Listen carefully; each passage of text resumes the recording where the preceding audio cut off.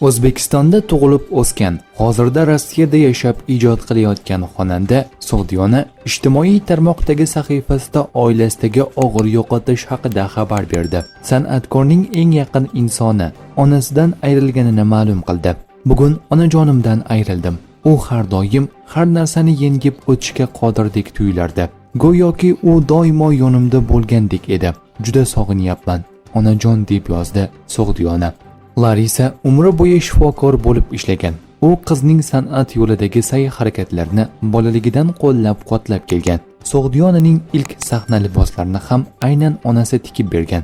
Ma'lumot o'rnida, Sogdiona sharqona ko'rinishi va ajoyib taxallusiga qaramay Ukrain millatiga mansub. Haqiqiy ismi Oksana Nechitaylo.